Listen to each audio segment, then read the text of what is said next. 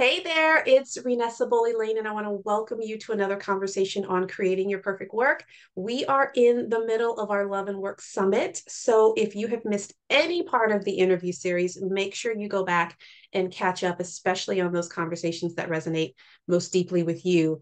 Because whether you're married, single, coupled up, dating, craving love, or running as fast away from love as you possibly can, there is something in this series that will bless you. And in today's conversation, we're going to hit y'all who are running as fast away from love as you possibly can. So, we're going to be talking about how independent women hide from love and the excuses we give for why. And so, it's interesting because I was sharing with this beautiful woman on the screen who I will be introducing in just a moment. But um, this has been a day. It's been a day. So I was getting ready to have my conversation with Bex Burton, who I will introduce in just a moment. So I'm getting all prepared. I'm getting ready. I go to get my face all set up. All my makeup is in my husband's car. Like eyeliner, mascara, foundation, lipstick, lip liner, like got nothing. Nothing. I'm looking through old bags. You go through the old bags of like makeup that you're like, this is so carcinogenic and just erupt. Like there's just nothing. And so my earring broke, and so I had no glue, super glue. So I'm like literally taping it with packing tape. So if this falls off, and y'all know exactly. I'm like, are you kidding? Are you kidding? And Bex is going on this fabulous adventure trip in a couple of days. So rescheduling is not in the question. And I was like, look, we're just going, au natural. We're going to do all we can do. But here's the deal. I was just like, and she was like, what are you doing? I was like, I have better days. But the point of that is, years ago, that would have been something that would have literally just taken me sideways, whether it was insecurity about how are you showing up and are you your best and this and that. And at this point, I'm like, the show must go on, but I'm so excited about bringing this content to you. I'm so excited about the conversation with Bex that at the end of the day, the service is all that mattered. And whether I'm greasy or, shiny or whatever might be going on the screen, I know that there's still value to come out of this conversation. And so you lean in and you step into your opportunities and you continue to give. Oftentimes we shrink back when we look at our lives or who we think we are or what we think we have to offer, whether it's in love, as we'll be talking about today, but there's so many parallels to how we show up in work as well. It might not be the best day. This might not have been the perfect moment. This might not have been the best deliverable in the marketplace. And so there are opportunities that are right in front of you, and yet we shrink back because we feel like we're not the best version of ourselves. And so I'm giving you the best I got today. It's going to be awesome. Um, and my hope is that you'll begin to see how those parallels work for you as well in your work in your life, because we're oftentimes given opportunities that we feel ill-equipped for, or we don't feel worthy of, or all of these kinds of things, and some of them may not even be true. And the moments of destiny are created when you decide to step in and lean in, and not with insecurity or shrinking back or dimming your light, but really as bright and as amazing as you can possibly be, despite what might be a limitation, cosmetic or otherwise, right? And so that's why I'm so excited about this conversation, because we can be running from love without knowing that we're running, because in our minds we might just be protecting ourselves, right? And oftentimes women have no clue that the behavior that we demonstrate in love, or lack thereof, is parallel to how we might be showing up in the marketplace. And I think as driven women, and we'll talk about this with Bex, we get really good at masking our true feelings. We get really good at masking our intent. We get really good at masking the honest narrative of what's going on in our heart. And we can make a lot of excuses. And as a former mentor of mine used to say, excuses are just well-planned lies, right? And so we can create a whole story around why we're not available for deeper intimacy. And it'll sound great. It'll sound great to us. It'll sound great to other people. But in reality, we're running away and we're putting off what could be an amazing opportunity. And so while this conversation today is kind of geared towards single women, if you're married, if you're in a committed relationship, this totally applies. And so if this intro is resonating with you, stick in, because there are some gems in here for you. And so this amazing soul who is sharing the screen with me is none other than Bex Burton. And Bex is a trauma informed certified life coach. She helps independent women attract and grow lasting love without sacrificing who they are and what they want out of life. And after painfully hitting some walls of her own love life for over a decade, Bex committed to the study and the practice of lasting love. And so today she enjoys a deeply connected partnership of 11 years with the man of her dreams, with whom she is going on a fabulous adventure trip couple of days. And so I'm going to live vicariously through both of you. But through her signature programs, like she's got a program called Your Majesty. She's got a program called Core Joy Living, which I just love. And she helps other independent women do the same, to attract and grow really healthy, lasting, fulfilling love lives. And so I'm really excited about that. But what's really cool about Bex is that her coaching programs go beyond talk. And talk is good, but she inspires deeply transformational experiences like through movement and mindfulness and compassionate behavior exploration, spectacle dance, performances, immerse like these glamping trips. Like she does all that. So if you're that kind of person who likes to do all the things, like Bex and what she offers is something that you definitely want to connect to. She's down to earth. You're going to learn so much from her. And so with that, I just want to welcome you to the show. Thank you for being a part of our conversation. Wow. Thank you so much, Renessa, for that beautiful introduction. And hello, everybody listening. It's a pleasure and a privilege to be here with you today. Thank you. Absolutely. So, for many coaches, Bex, our message becomes our message, right? And so obviously I help high achieving women go from bored, burned out, and unfulfilled to highly paid doing work they love. Why? Because I was that chick that was bored, burned out, and unfulfilled 15 years. Like, so the mess becomes the message. You had a mess of your own in your love life for a really long time, that I think listeners would really benefit from. Tell us your story. Sure. Well, the gist of my love mess, it was that I would end up in relationships out of inspired by the wrong reasons, essentially. I would be bored, I would be lonely, my ego needed to be served, and therefore I would seek the attention of men, and I was pretty good at it, and therefore would get into relationship. And then very shortly, within a year or two, I would decide that this relationship no longer serves me. I'm outgrowing this person. I feel trapped. I feel stifled. I feel bored. I feel suffocated. Get me the hell out. And without any skills or tools, I would, what I call, flip the table and run away from the relationship, leaving flames behind me. Carnage. Totally. And I did this for just about a decade. And when that happened the third time, I recognized that my longest standing relationship was no more than about 2.5 years. And about that 2-year mark, I would get those itchy feet.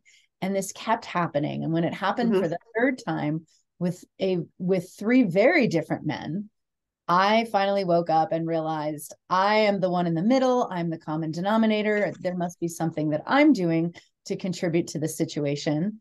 And that was about 15 years ago. And that was when I dedicated to study love and study what it was that I was doing that was causing so much heartache, not only for myself, but those that I would get entangled with and, break hearts. Yeah.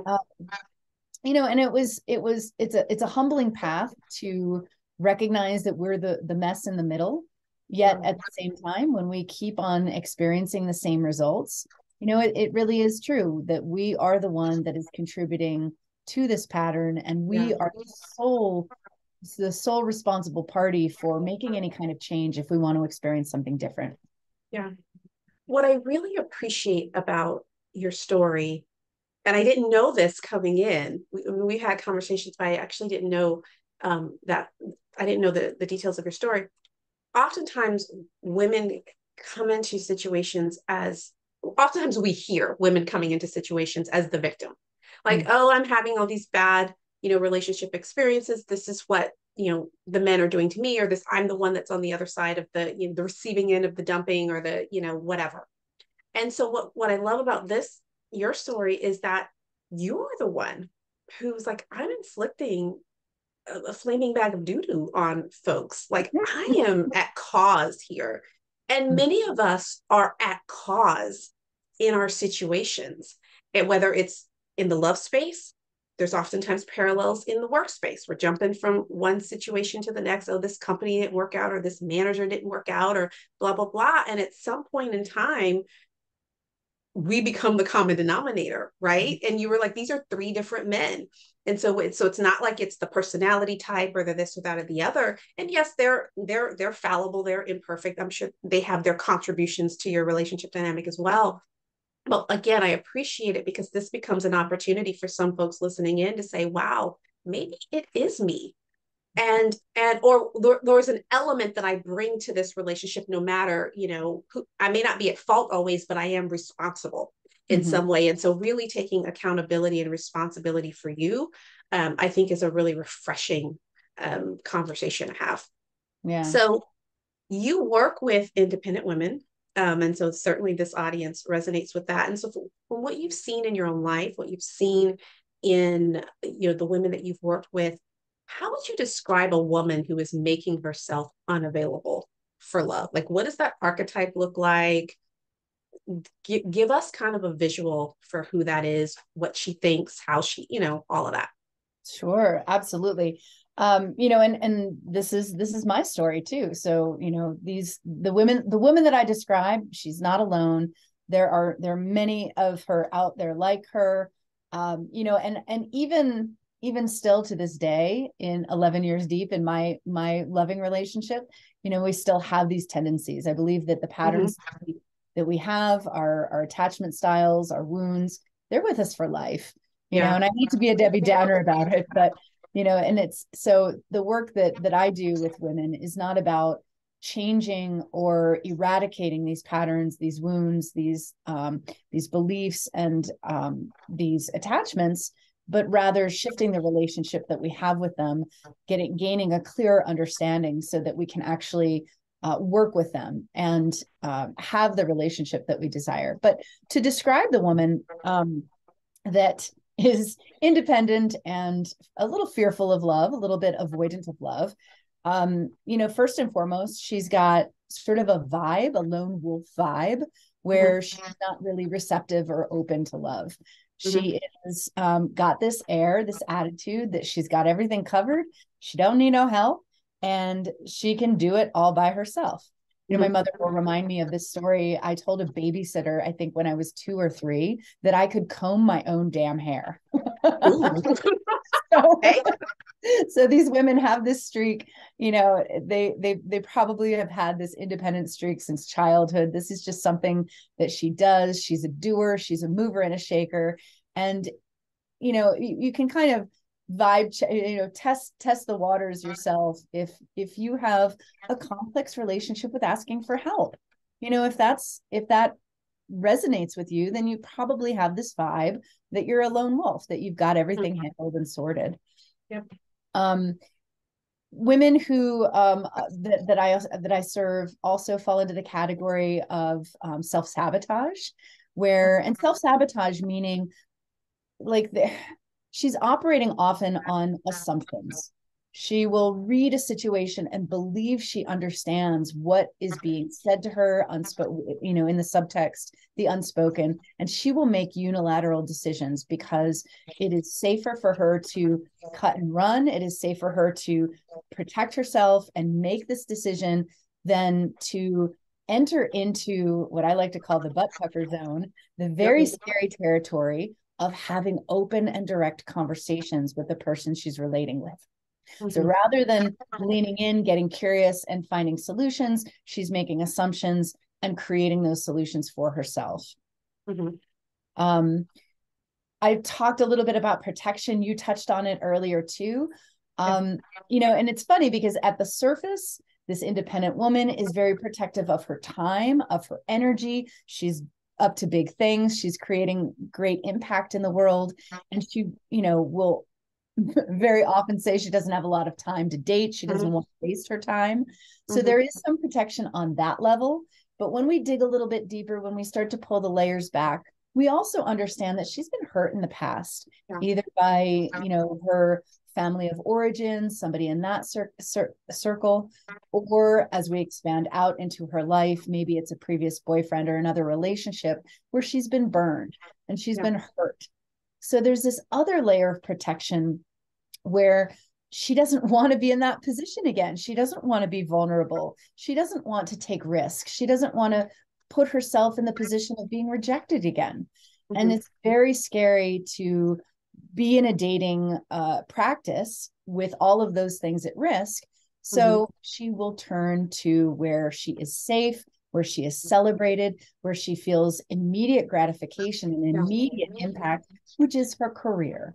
So I see a lot of very successful women who have climbed the ranks, whether that be in the corporate environment or in an entrepreneurial endeavor, because that is where she feels power. That's where she feels more control.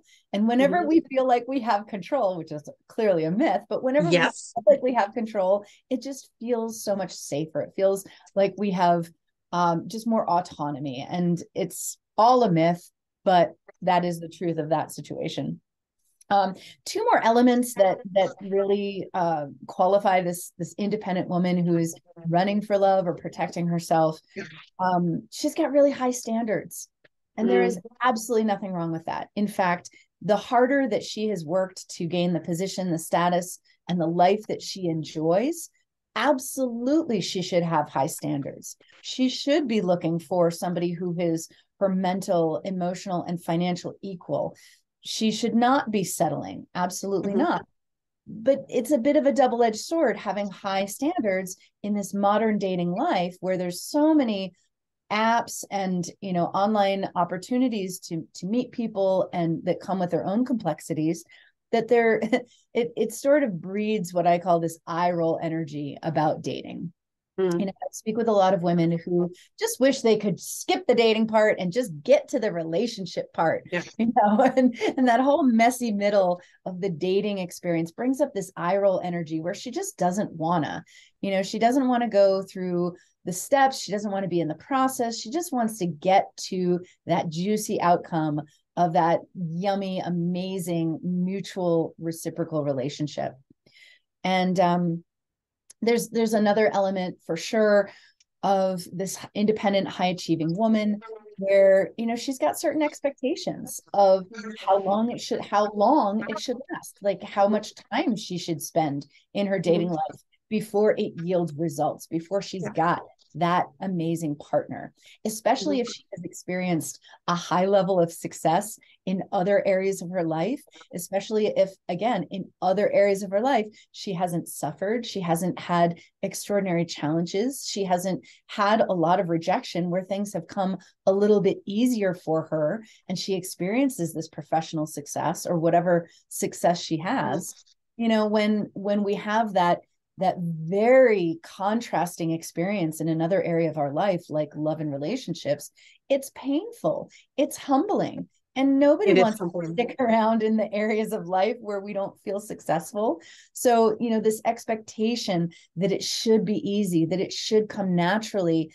And when it doesn't, she starts to turn her back on love and really, again, focus on the areas of life that do come naturally and easy for her. And for a lot of these women, it is her career. Yeah.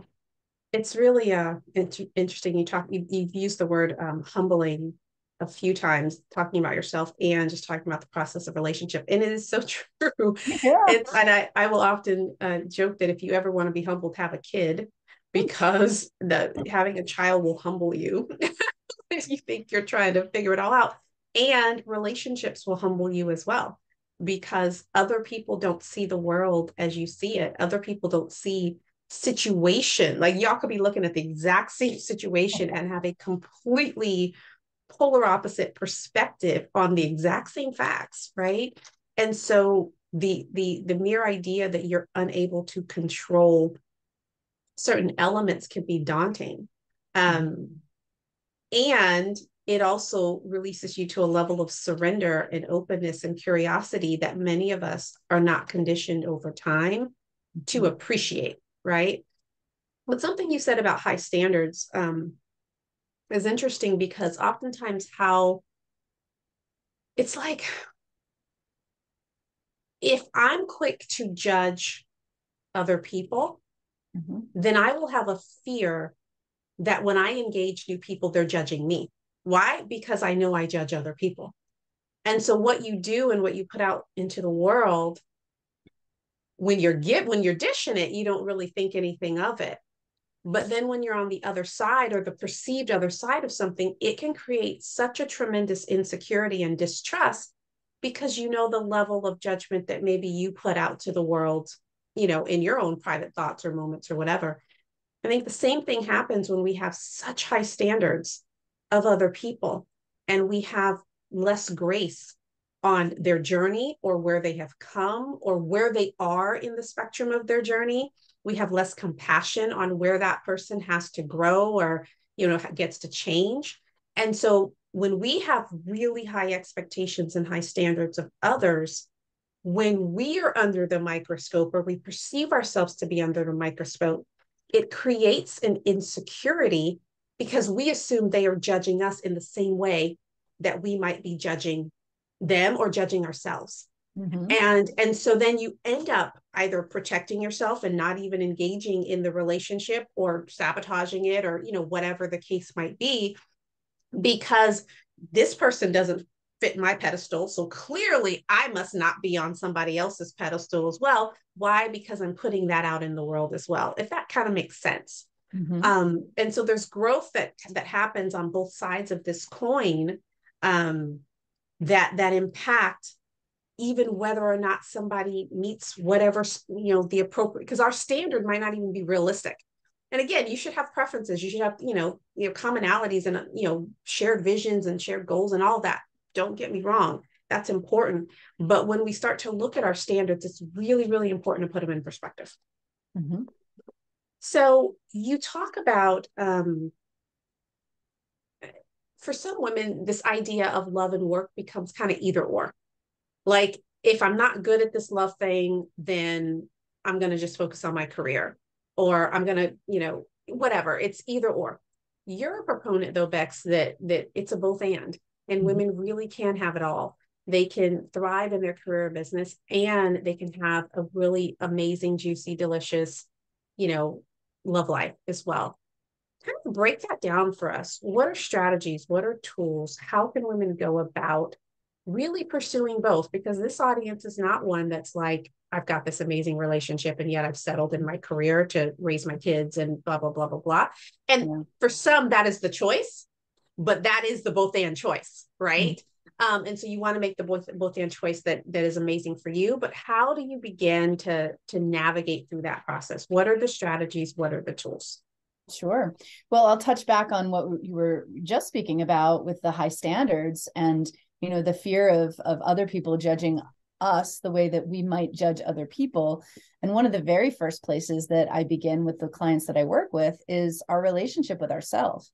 Because if we are judging other people against our standards, chances are we're judging ourselves for these standards that we hold for ourselves.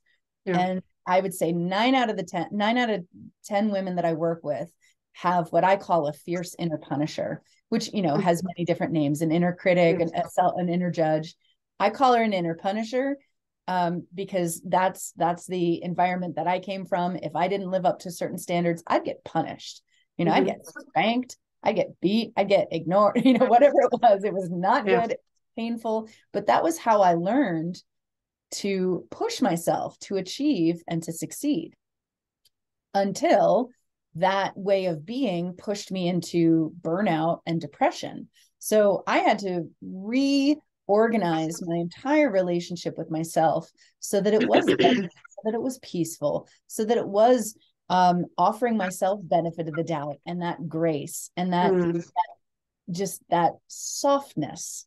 And it's that softness that helps us relate with other people and, have this both and. But to have the both and, we need to be driven in loving ways in our professional life. We need to be somewhat driven in our romantic life. Yet at the same time, we need to be able to switch gears. We need to be able to switch from that drive, from that go, go, go, to that softness, that receptivity. And one of the ways that I help clients cultivate that is just simply through the lens of gratitude. We kind of start there and we build off of that. Yeah. Gratitude for the world around us, gratitude for our circumstances, gratitude for ourselves, self-celebration, self-honoring. Yeah. That relationship with ourselves is just foundational. It's primary. It is one of the very basic ways that we can begin to open up space to have that both and. Without that soft, loving relationship with self, we are not going to be able to create that space for another person, let alone a loving partner. Absolutely. Can we pause there for a moment? Because I think this is a really important point to punctuate. Even, there are women who might be perceived as more aggressive. They'll tell it like it is, they tell it straight, all of that. And then there are women who on the surface appear to either be more passive or they're softer in appearance. Just because you show up and operate in the world from a soft place does not mean that you have grace on yourself. Still be very hard on yourself. You can still be very critical of yourself, even though you present with honey, to the rest of the world. And so for many of us, that whole idea of inner punisher, inner critic, whatever, words resonate with you, is so important. I don't know that I have come across one single woman that I've had the privilege of working with, present company included, for whom that dance is not alive and true in their world. And in my space, it's around how they're showing up in their career and what they think, or their business, or what they think is possible for them from a perfect work standpoint. But that same punisher shows up in your love life as well. And it'll dictate whether or not you think you are worthy of this relationship, or if this person saw all the mess that I'm really bringing to the table, if they really knew X, Y, like you have all of that first and foremost, you get to have grace on for yourself, and you get to heal for yourself. I mean, I've come from business failures and different things, and you can carry that shame, or you can carry those things into the next venture, which means that you'll only go so far in your career. You'll only go so far and take so much risk because you don't want the pain of X, Y, or Z. The parallels happen in love as well. And so recognizing that before you go external, or not before, but at least in parallel as you're going external for this relationship, that you're able to look inside and heal some of those other aspects. Because as I do to myself, I'm also going to do to the next man, the next person on the other end. Because wherever I go, there I am. So I wanted to kind of pause and punctuate on that point, because I think it's brilliant, it's important. But many of us don't see ourselves sometimes as we are, because we judge that part of us as being really bad. Yeah. And so being able to see it, acknowledge it, and then heal from it without judgment will allow us to be able to not be held back so much, whether it's in love or it's in work. Yeah. Please, next. Yeah, absolutely. Well, thank you for punctuating that, because again, like I said, it's so foundational. It's one of the very places that I begin with most of my clients. And then moving on from there, when we think about like having it all, right? The career, the relationship, the family, if one so desires, there for women who kind of desire that but don't believe that it's possible, they're maybe protecting themselves for a number of different reasons. But at the same time, what's really keeping them back on that level is the belief that it's possible, or the belief that it's possible for them. So another aspect of the work that I do is evidence gathering, to look around and see different women in their lives who have what they want, to gather evidence that what you want exists, that it is Yeah. possible. And, that could also, bring up what we call compare and despair. But at the same time, it's a really powerful process to just, look around and see that, okay, maybe the people in my immediate family don't model the kind of life that I want. So who does? I think about my dentist. She owns her own practice. She has a husband. She has 3 children. She's an Ironman triathlete. I mean, she is like a top performer, and she has it all. Yet at the same time, there's not a part of her that believes that she can't. She really works with that part of herself that believes that she can have what she wants. So looking at our belief system is another big aspect of the work that I do to help women have the life that they want, whether it's the relationship or whether it's that both and. So we look at the stories, we look at, well, my job is so demanding, or, well, if I get the promotion that I want, then I'm not going to have time for dating. And we look at different ways to poke holes in those stories, because if, I'm a firm believer that if the desire lives in our heart, then there are at least 3 possible solutions to remedy that desire. They may be unconventional. You may be finding yourself in a long distance relationship, or in a together living apart situation, or a child-free situation, but the truth is that if that desire is in you to have the thriving career and to have a loving, mutually reciprocal romantic relationship, it's absolutely possible. We just have to get to the root of what are the beliefs that you hold, what are the stories that you tell yourself that keep you from being in romantic activity. And we can talk a little bit more about that shortly, but there's a number of different ways that we hold ourselves back. And I think that for most independent women who have a thriving career, time is their biggest objection to involving themselves in romantic activity. I love this because there's 2 points that you raised that really hit home. And I think the first is evidence, right? And I have these conversations with women often. They'll come and they'll want to do some kind of pivot in their career, or whatever the case may be, and they'll say, well, I don't see anybody who's doing, or there's not a lot of people who are doing X, or there's not a lot of people who've made this transition to Y, or whatever the case. And I'm like, you don't need 15 opportunities. You need one. Like, you need one good company, one good culture, one ideal role. You don't need 15 opportunities. And so oftentimes I will say, and like, go find one person who's doing what you want to do. One person who's demonstrating this shift, or whatever the case. Why? Because if one person can do it, then that means that it's also possible for you. You don't need to have 20 people who have done exactly what you want to do in order for you now to get the confidence to say it's possible for you. Right? Doesn't mean that it's easy, doesn't mean that it's conventional, doesn't mean that it's mainstream, doesn't mean any of that, right? Having an amazing, jazzed up, fulfilling, relationship is not mainstream. It's not mainstream. And so the fact that you have that evidence, I think absolutely all you need is one example that it's possible. The other bit that you mentioned about desire, it warms my heart, but I also believe that I'm a firm believer that God gives us the desires of our heart. And so some people might mean that, okay, well, your wish is my command kind of thing. I'm like, no, if the desire is planted in you, and desire just of its, by definition, is of God. And so if the desire is planted in you, I firmly believe that it is meant for you. Not every person in the world has a real desire for intimate relationship.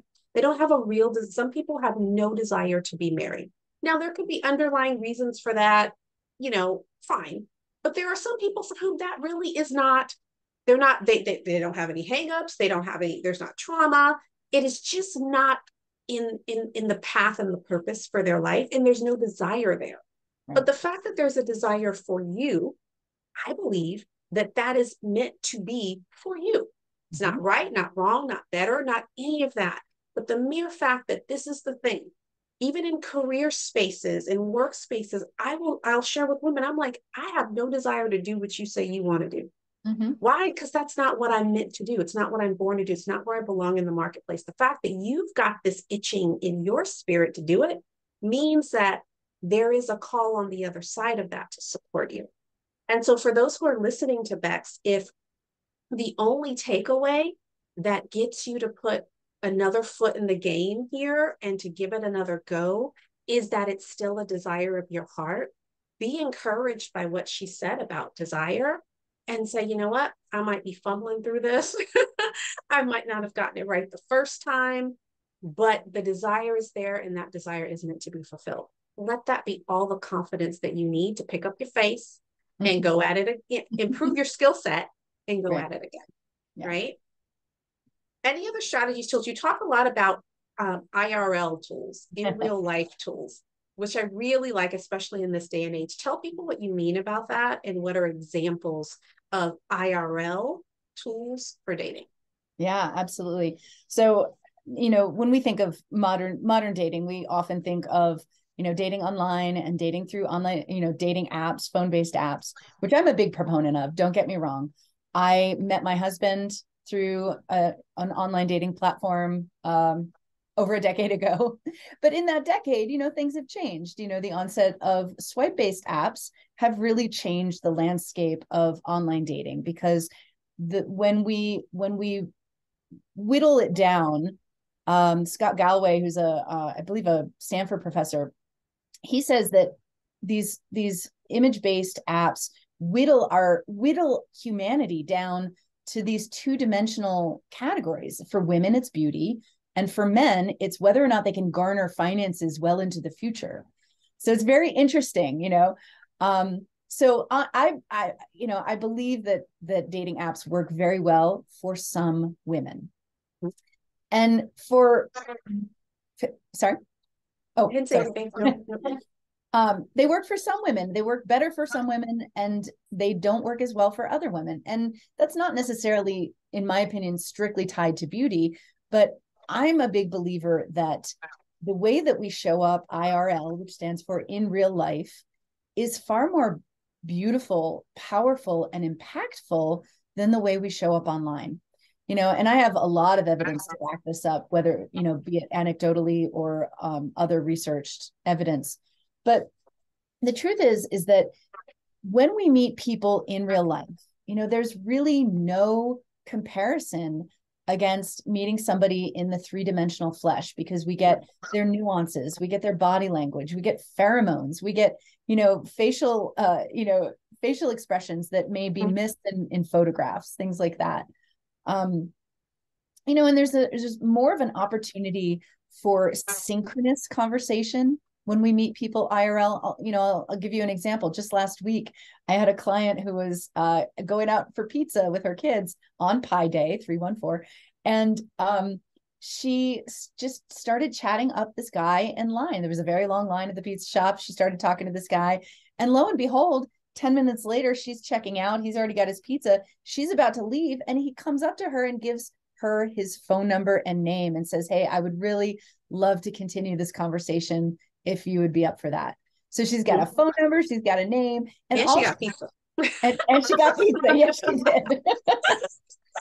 And the reason I believe that was so successful was because, she's in her natural environment. She's not going out of her way, and not that that's not part of it. We can employ what I call self-love dates, where we do take ourselves out maybe once or twice a month as if we're taking ourselves out on a date. But in this case, she's just in her everyday regular routine. She may have even been in sweats. I don't know what she was wearing, but her magnetism, her outgoingness, and her just her her joy was the magnet that inspired this man to give her his number. And this pertains to introverts and extroverts. Of course, introverts may need a little bit more resource and skill and tools behind the outward activity, but there's just something really powerful when we make that connection in real life. I was talking about having synchronous conversations this is really something that has been lost with the advent of online and app-based dating, because we're texting. Now, granted, there's still a lot of texting when you meet somebody in real life, but when we're first getting to know somebody and it's all text based, it's like we are standing on a pedestal, we're giving a speech, and then we're stepping down to listen to their speech. There's no real like synchronous back and forth. There's no dialogue. It's more like isolated monologue versus isolated monologue. But when we meet somebody in real life, there's the opportunity to laugh at what somebody says, in the moment. And there's just this different dynamic. There's this different electricity that is possible by putting ourselves out there and meeting people in real life. So how then, so if I'm a listener and I'm like, this is great. And so what am I supposed to do? Right? Because online dating, there's a process for that. There's something I subscribe to. There's a platform that's created. There's a volume of people on the other side, so I just kind of have to show up and participate, right? In real life, I still need a sample size, right? I still I could be available, but how then do I start to create opportunity to connect to people in real life? Like, what are things that I could choose from to actually make that a reality for me? Yeah, that's such a great question. I have so many answers, more answers than we have time for, but a couple of things, a couple of guidelines are: high quality men are everywhere. We don't have to be in a certain specific place to meet them. We ourselves have to be open, available, receptive, and paying attention. So one of the things that I work with clients on is our outward engagement, our receptivity. So I was talking about the medicine for lone wolf syndrome. If we have a hard time asking for help, that's actually one of the strategies, that we can ask people around us for help and start building that muscle of not only engaging with other people, but inviting them into our world. There's so many, my mind is flooded with things that I want to share with you. So I want to pick the most potent things. Creating impact is another way that we can consider moving through the world when we're thinking about IRL dating practice. And I call it practice because there's no getting it right. There's no getting it wrong. It's just practice and building the muscle. So creating impact. I was listening to the most recent Chris Rock special, and there's this section towards the end where he's talking about women, and it's so wonderful. And he's saying that there is nothing more powerful on this planet than feminine beauty. And it doesn't matter if you are conventionally beautiful or unconventionally beautiful. It does not matter. But there is nothing more powerful than a woman's beauty. And that includes her softness, her receptivity, her feminine energy. And so when we're out in the world and we're trying to do this IRL practice and connecting with others, making impact, making impact can be something as simple as flashing a smile to somebody. The other thing so making impact is just improving their life in some small way, shape, or form, in some small gesture. And that can be many things that I won't get into right now. But another thing to consider is really being unattached from the outcome. And this is where a lot of my clients get tripped up, because they're going to reserve that IRL. They're going to reserve their feminine energy. They're going to reserve that beautiful flash of a smile for only the men who look like they're rich, who are hot, like tall, hot, with the common, the 6'6", six pack, 6 feet tall. The truth is that your person, the person that you end up with, may not be all of those things. And when, it's like doing sales, right? We don't want to, just show up on a sales call with a warm lead without having any practice of our sales call. So, because we're going to fumble, we're going to get tongue tied, and gosh, are we going to get tongue tied if we wait to have impact on a good looking man? I mean, who doesn't get tongue tied speaking with somebody who's 6 feet tall and hot? So the idea here is not reserving that practice for just the top 1% man, but to be engaging and loving and, moving through life with this lens of love that I call it, with everybody. I had a client who has this this somewhat elderly neighbor who loves to shovel her walk for her and shovel her driveway. And it's so very sweet, but he's a little, undesirable. He's got crooked teeth. He's got somewhat of a smell and, the kind of ear hair that you can see from 10 feet away. And she's like, I don't want to flirt with him, and it's definitely understandable. At the same time, there's nothing wrong with being kind, soft, and loving. loving, and generous with those around you. Again, to build that muscle so that it's just so very natural when the next time you get on the train and you bump into somebody and you turn around and it's this good looking man and, you bat your eyes at him and say, wow, I was going to say, I'm sorry, but now I'm feeling inclined to say I meant to do that. Hi, how's your day going? Flash that smile. And now you're in a conversation. Yeah. Yeah.